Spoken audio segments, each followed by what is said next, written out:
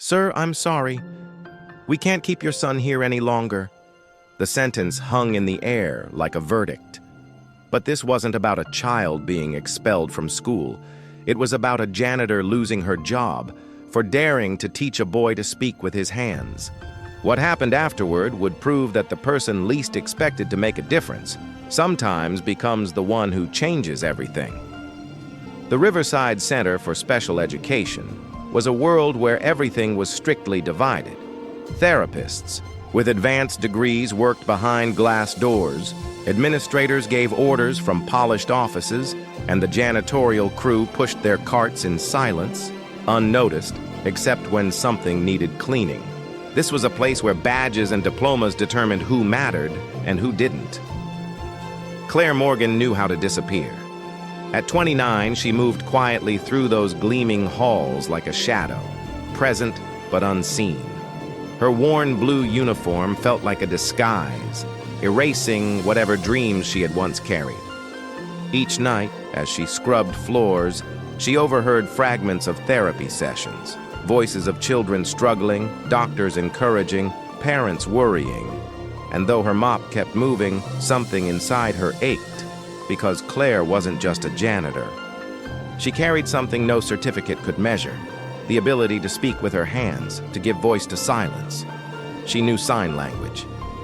She just never expected it to matter here. But everything changed when she crossed paths with Lucas, a 6-year-old boy who had never spoken a word, but whose eyes seemed to hold conversations no one else could hear. The next morning unfolded. Like every other, schedules printed, coffee brewing, heels clicking against tile as Veronica Hale made her rounds. At 41, Veronica, the director of HR, believed boundaries were sacred. Her office walls, lined with certificates, proved her success at keeping everyone in their place. The janitors, she reminded her assistant while signing papers, were there to clean, not to befriend students, and definitely not to act like therapists. 3 floors down, Benjamin Ross shelved books with steady hands. At 60, he had retired from speech therapy but found himself drawn back into the atmosphere of children learning to communicate. From the library, he noticed Claire, the way her eyes softened when she watched therapy sessions, the subtle movements of her fingers as if words lived there, unspoken. He saw something others missed. Meanwhile, in room 7, Lucas sat through another session with Dr. Martinez. She held up cards, coaxing him to point, to react, to speak. His wealthy father, Parker Bennett, had insisted no sign language. Spoken. Words only. He feared that if Lucas learned to sign, he'd never use his voice. "Can you show me happy, Lucas?" she asked, tapping a smiling face card. But Lucas wasn't looking at the card. His gaze drifted toward the window, where just last night someone had seen him differently. His small fingers moved unconsciously, sketching shapes in the air. To him, those gestures meant everything. To everyone else, they were invisible.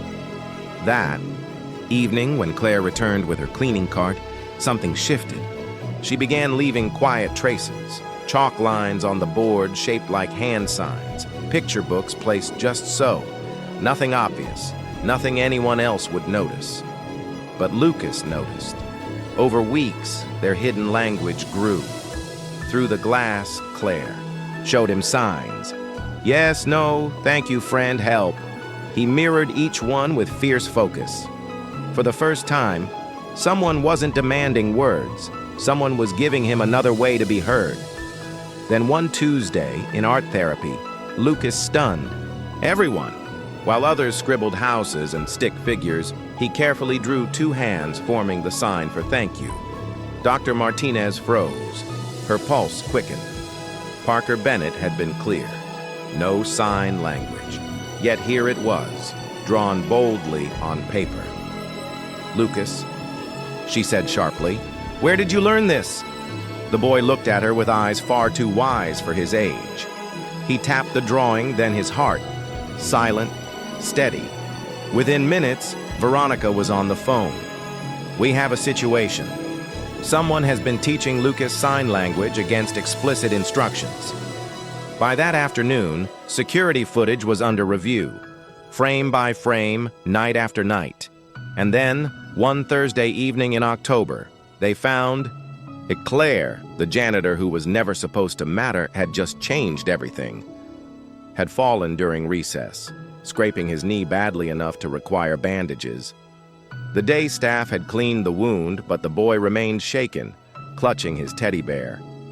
Claire found him still in the therapy room alone and trembling in the dim light of emergency fixtures.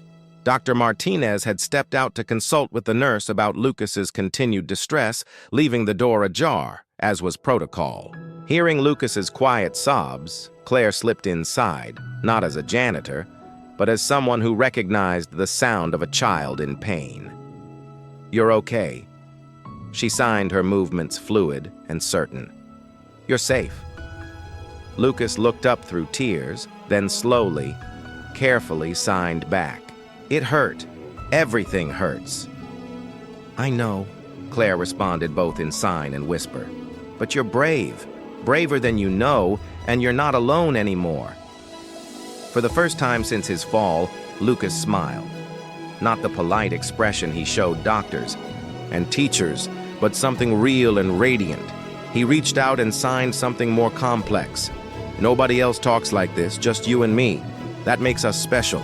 Claire signed back, then added aloud, "Never forget that being different isn't being broken." Neither of them noticed the security camera in the corner, faithfully recording their exchange with digital precision that would soon transform understanding into evidence. What they found would destroy everything Claire had built.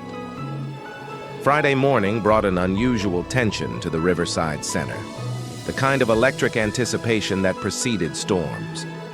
Veronica Hale stood in the security office, her lips pressed into a thin line as she reviewed the previous night's footage with the intensity of a prosecutor building a case.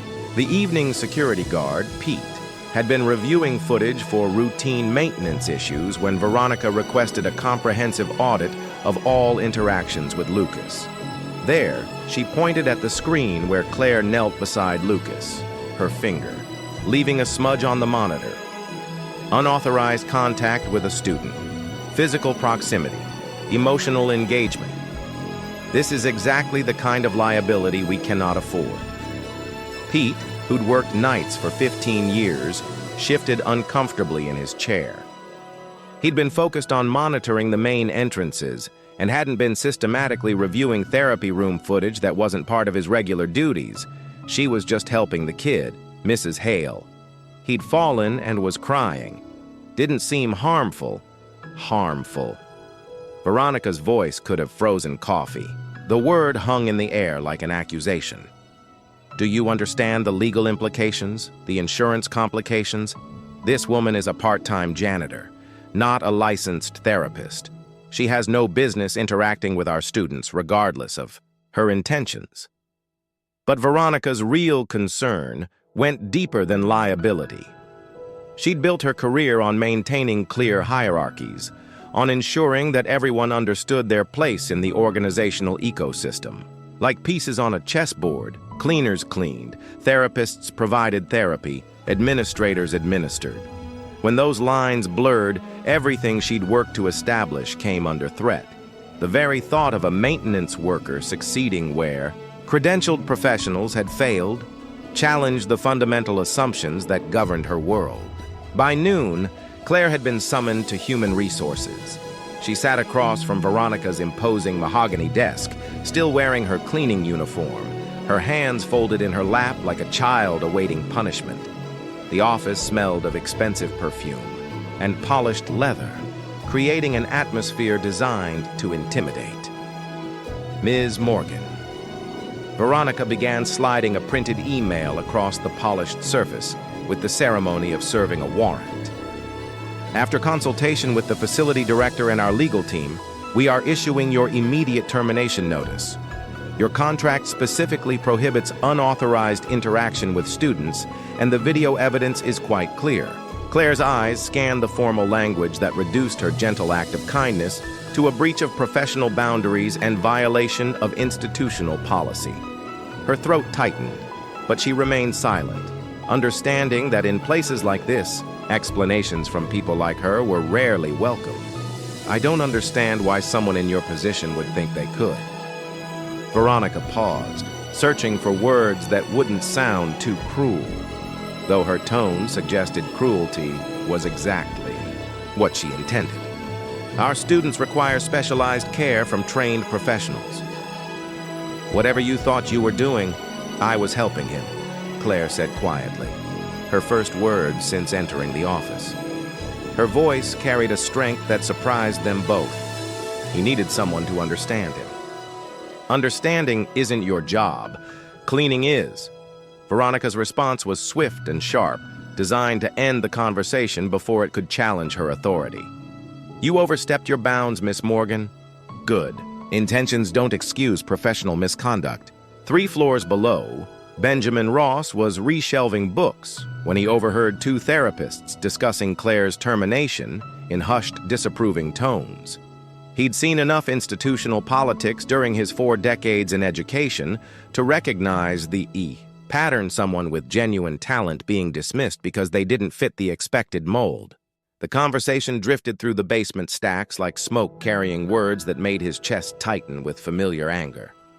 Such a shame, one therapist was saying. Lucas actually seemed to be responding to something lately, more engaged, more aware. Now he's retreated again. Probably for the best, the other replied. We can't have maintenance staff thinking they can practice therapy. Imagine the precedent that would set. That afternoon, Benjamin made a decision that violated his own policy of non-involvement. He found Claire's locker and slipped inside an old textbook, Manual Communication for Speech Therapy, along with a note written in his careful handwriting, Young J.I. Le J. An Sang Trong. Don't let them take away the light inside you. Some gifts are too rare to waste. A friend who sees what others miss. Meanwhile, Lucas's afternoon therapy session was going badly. Dr. Martinez had been briefed about the incident with the cleaning woman and was working double time to reestablish professional rapport with her young patient. But Lucas, sensing some unnamed change in his environment, had begun withdrawing progressively over the past few days. What started as subtle resistance had evolved into complete non-cooperation. Let's try the emotion cards again. Lucas, Dr. Martinez said brightly, her smile strained with effort and growing desperation. Can you show me sad? I know you're feeling something right now. Lucas stared at the cards, then at the window where Claire no longer appeared like a guardian angel in the evening hours. His small hands moved involuntarily, forming signs that Dr. Martinez couldn't read. Where is my friend? Why did she go away? Did I do something wrong? Over the following days, Lucas's condition deteriorated steadily. He stopped eating during lunch, refused to participate in group activities, and spent most sessions sitting motionless with his teddy bear pressed against his chest like a shield. The staff grew increasingly concerned as his withdrawal deepened into something that resembled clinical depression. Dr. Martinez consulted with the Sense pediatric psychologist, who recommended a medical evaluation to rule out any underlying health issues. Blood tests came back normal, but Lucas's psychological state continued to decline. By the 5th day, he had stopped responding to verbal prompts entirely and showed signs of what the medical team classified as selective mutism with regressive behaviors. That evening, as Claire cleaned out her locker for the final time, the situation had reached a critical point. The Sense crisis intervention protocols had been activated, and Lucas's father was being contacted for an emergency consultation. Lucas saw her too. As she turned to leave, carrying her few personal belongings in a cardboard box that seemed to mock the magnitude of what was ending, he pressed his hand against the glass and signed with desperate clarity, "Please stay. Please don't leave me alone again." The gesture stopped Claire in her tracks like a physical blow.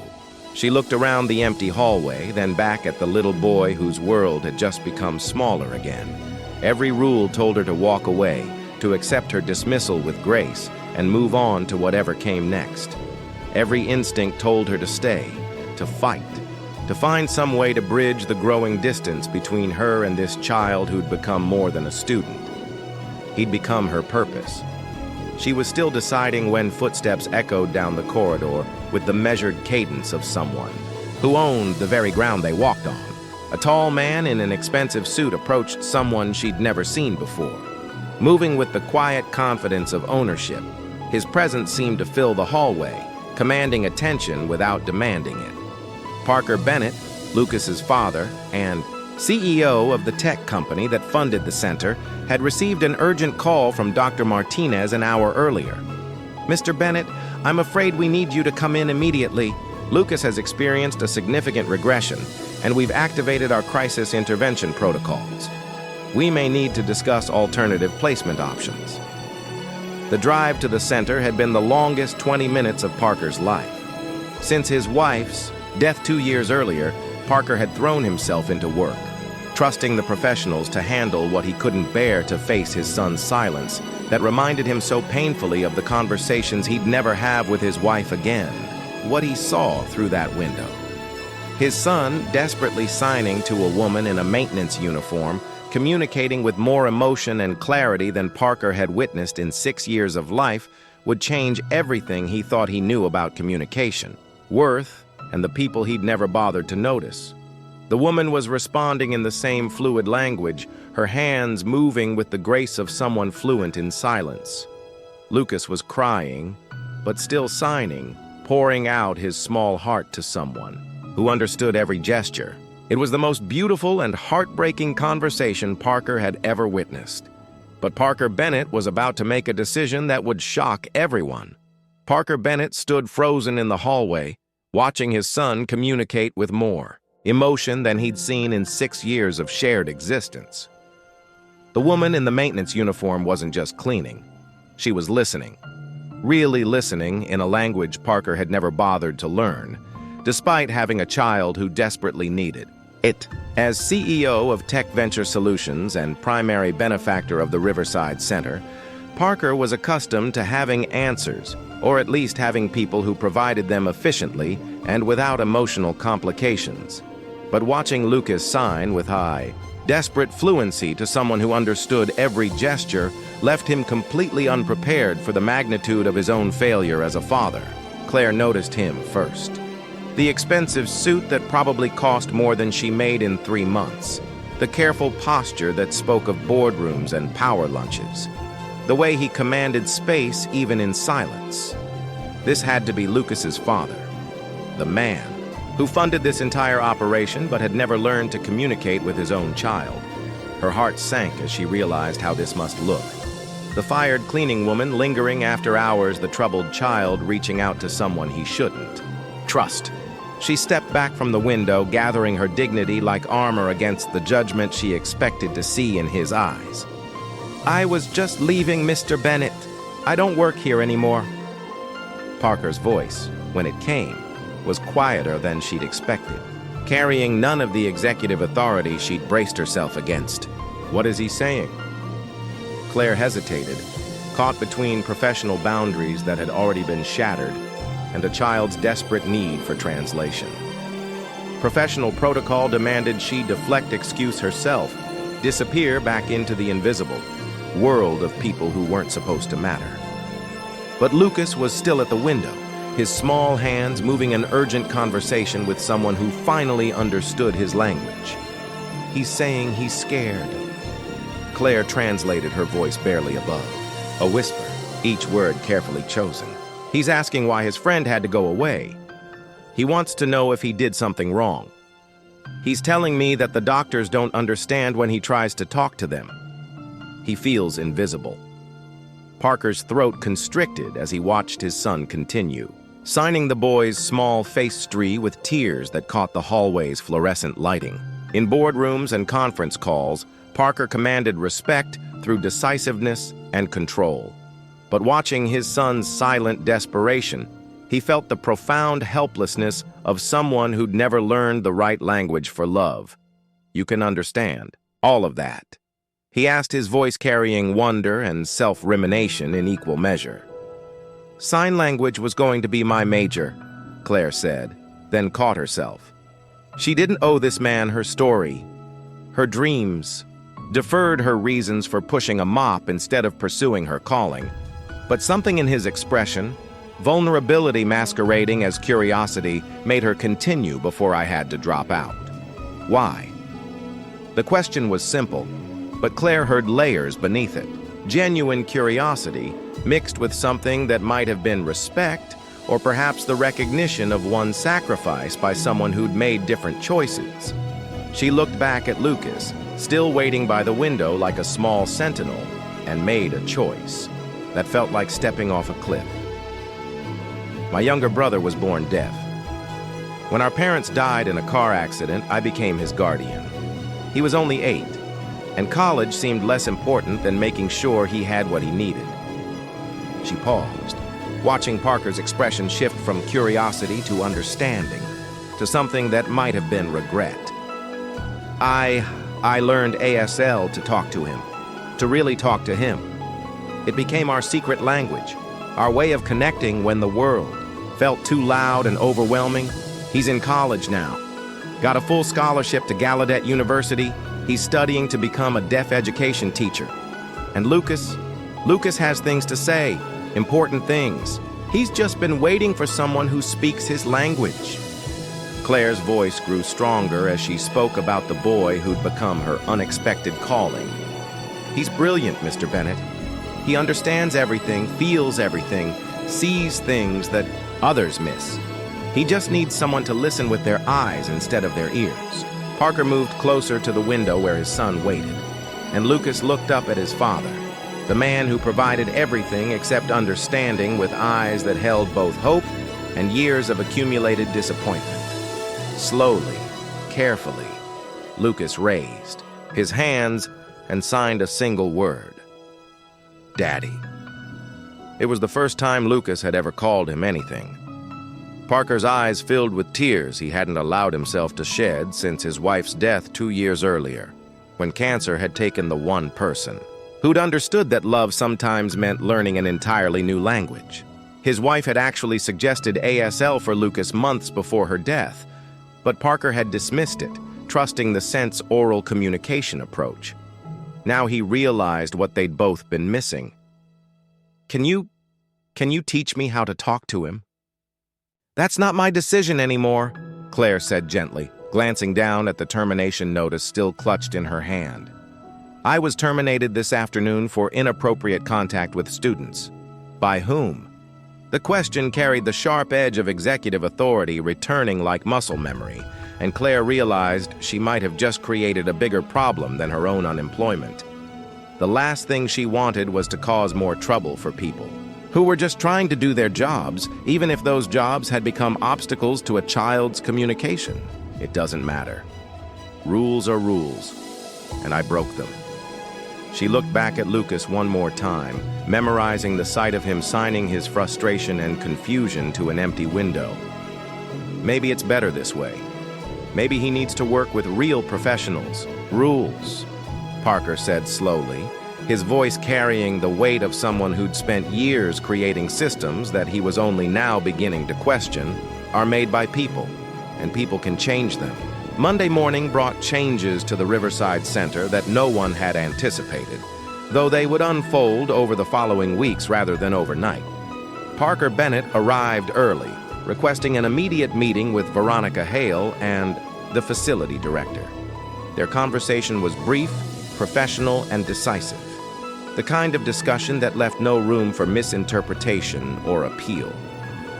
I'm restructuring the communication therapy program, Parker announced, his voice carrying the quiet authority of someone accustomed to making decisions that shaped entire organizations. Effective immediately, we'll begin developing an ASL instruction curriculum.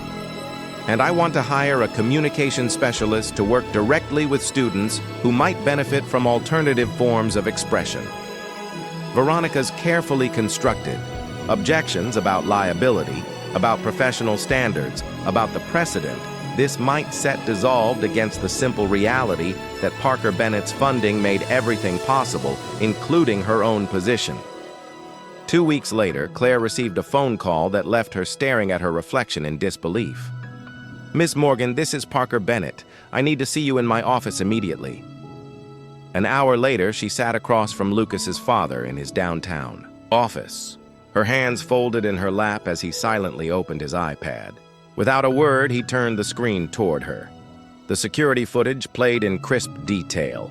Claire kneeling beside Lucas, their hands moving in perfect conversation. The boy's face lighting up with the first genuine smile anyone had captured in months. "Ms. Morgan," Parker's voice was thick with emotion as he paused the video on the image of his son signing, "Thank you. In 6 years, I have never seen my son express emotion like this. I didn't even know he could communicate this way. This is the first time I've seen him actually happy." He closed the iPad and looked directly at her. "For the first time, my son knows what emotions are.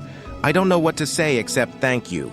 "The center will provide tuition assistance," Parker explained during their meeting in his downtown office, surrounded by windows that offered a view of the city Claire had never seen from this perspective. "In exchange, you'll help bridge the gap between Lucas and the world that's been trying so hard to reach him. You'll also help us develop programs for other children who might benefit from alternative communication methods." Veronica Hale, facing her own professional reckoning, had been reassigned to administrative duties that didn't involve direct contact with families or staff. The board had made it clear that the Sense mission was helping children communicate, not maintaining rigid hierarchies that prevented communication from happening. Her new role involved reviewing insurance policies and coordinating with vendors important work, but work that kept her away from decisions about human potential. 6 months later, everything had changed in ways no one expected. 6 months later, the Riverside Center looked the same from the outside, but everything essential had changed, like a house where all the furniture had been rearranged to let in more light. Claire walked through corridors that once felt like foreign territory, now wearing the confident stride of someone who belonged. Her new ID badge read Communications Specialist, and opened doors that had previously been closed to people like her. In room 7, Lucas sat at a small table across from his father, their hands moving in animated conversation that painted stories in the air. What had once been a sterile therapy space had transformed into something warmer walls, decorated with photos of local deaf community events, books written in both English and ASL, and artwork created by students who were finally being heard. "Tell me about your day." Parker signed his movements, still careful but increasingly fluent, like someone learning to speak their second language of love. Lucas grinned and launched into an elaborate story about recess, complete with dramatic gestures and expressions, that his father was learning to read like music. The boy who had once sat silent and unreachable was now unstoppable, sharing observations, jokes, and dreams with the enthusiasm of someone making up for lost time. He told his father about the new girl in class who was teaching everyone fingerspelling, about the way shadows danced on the playground during afternoon breaks, about his plans to become a teacher who could help other quiet children find their voices. Dr. Martinez had evolved too, her initial resistance transforming into genuine enthusiasm as she witnessed Lucas's remarkable progress. Initially skeptical about incorporating sign language into her therapeutic approach, she'd eventually embraced it as another tool in her professional arsenal, one that opened doors she hadn't even known existed. "I spent so long trying to teach Lucas to communicate in our language," she admitted to Claire one afternoon as they watched Lucas enthusiastically teaching basic signs to a group of younger children. "I never considered learning his. It never occurred to me that maybe the problem wasn't that he couldn't speak. Maybe the problem was that we weren't listening." The center now offered ASL classes for staff and families taught by Claire in the evenings after her regular duties. The sessions were popular not just with parents of deaf students, but with anyone who worked with children facing communication challenges. Hands that had once felt clumsy and inadequate were learning to speak fluency in silence, creating a community that communicated across differences rather than despite them. Benjamin Ross had emerged from his library basement more, frequently serving as an unofficial mentor to Claire as she navigated her return to formal education. The man who'd spent years watching from the sidelines had become an active advocate for change, using his decades of experience to support Claire's innovative approaches. "You always had the gift," he told her one day as they walked past the room, where Lucas was teaching other children basic signs with the patience of someone who understood what it meant to be misunderstood. "You just needed the right stage to share it. I was afraid I'd forgotten too much." Claire admitted thinking of the years spent cleaning instead of studying the nights when she'd practiced signs alone in her apartment just to keep the skill alive. The theory, the proper techniques, theory can be learned. Benjamin interrupted gently his voice, carrying the wisdom of someone who'd seen countless professionals with perfect credentials and no heart. But understanding that's something you either carry or you don't. Lucas knew the difference. Children always do. The most profound changes were often the smallest ones. Lucas's laughter now echoed through hallways that had once been tomb quiet, joined by the sounds of other children discovering their own voices.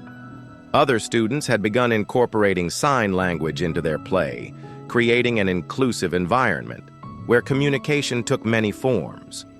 Parents lingered after pickup sharing stories and strategies instead of hurrying away from a place that had once felt like judgment disguised as help. Parker had become a different kind of father, present, in ways that had nothing to do with providing and everything to do with listening. He had learned to read the subtle expressions that crossed Lucas's face, to understand the pauses that meant his son was gathering thoughts too big for his small hands to contain. Their relationship had transformed from provider and dependent to teacher and student with roles that shifted depending on who had something to share. One evening, as Claire finished her last class of the day, she found Lucas waiting for her with a handmade card decorated with careful drawings and bright colors. Inside, he'd drawn two figures, one tall, one small, with their hands raised in conversation beneath a sky full of stars. Below the picture, in careful kindergarten letters, he'd written, "My words are in my hands, thanks to you." Claire's eyes missed it as she signed back. "Thank you for helping me remember who I was supposed to be. Thank you for teaching me that. Sometimes the best teachers are 6 years old." Benjamin Ross stood just outside the doorway, watching the exchange with a satisfied smile. He caught Claire's eye and nodded approvingly before walking away with the quiet contentment of someone who'd helped orchestrate something beautiful. Meanwhile, administrative changes continued to reshape the center. Veronica Hale had been transferred to another facility across town, a promotion in title, but a clear message about the board's vision for leadership. Her replacement, a young woman named Sarah Chen, brought fresh energy and an immediate openness to innovative communication methods. The Sense annual fundraising gala that spring featured a video presentation unlike any they'd shown before. Instead of focusing on deficits and interventions, it celebrated communication in all its forms, spoken, signed, and everything in between. Lucas stood on stage beside his father, translating Parker's speech into sign language for an audience that had learned to see silence as another form of eloquence. 6 months ago, Parker's voice carried across the auditorium filled with families, staff, and community supporters. I thought I knew what success looked like. I measured it in quarterly reports and efficiency metrics. Then I watched my son have his first real conversation with someone who understood that words aren't the only way we speak to each other. Lucas's hands moved gracefully beside him, his translation adding layers of meaning that his father's voice alone couldn't convey. The boy's presence on stage transformed the presentation from a speech about charity into a demonstration of partnership. The most important lesson I've learned, Parker continued, is that the people we overlook, people who live on the edges, often notice what the rest of us overlook. True ability isn't always found in resumes or framed certificates. It often comes from a heart willing to reach across silence and learn a new way to connect. In the crowd, Veronica Hale sat beside her successor. Months earlier, being reassigned had felt like failure. Yet as she watched the school transformed by one boy's progress, her definition of success began to shift. She had even enrolled in ASL classes, not to advance her career, but because Lucas had shown her how many conversations she'd been missing. The moment everyone waited for arrived when Lucas walked to the microphone. For the first time in his life, he would speak, not through sound, but through the eloquence of his hands. Claire stood nearby, ready to interpret, but Lucas had insisted on trying alone. His fingers moved with calm confidence. "I've always had a voice. You just weren't listening." The auditorium hushed. Claire gave words to his signs, but no one looked at her. All eyes stayed on Lucas, realizing they were witnessing a turning point, that sometimes the truest voices are carried without sound. As the evening drew to a close, Claire lingered by the window where their secret lessons had begun. Once, that glass had been a barrier. Now it felt like nothing more than air. Communication had turned walls into bridges. Lucas approached, no longer a quiet child longing to be understood, but a boy proud of the language that had always been his own. His hands flowed gracefully, shaping meaning without a single spoken word. And beside him stood his father, signing each phrase with him, finally fluent in the language of love his son had been speaking all along. Claire smiled at the sight, a boy who refused to be silent, and a man who had finally learned to hear. In a world obsessed with noise and titles, they had discovered that the most important conversations live in the pauses, in the movement of hands choosing understanding over assumption. The screen fades to black-white text appearing. Sometimes, the strongest voices are silent. What changes when we stop trying to fix people and start listening instead? If this story moved you, share your thoughts in the comments and subscribe for more stories of unexpected connections that remind us what really matters.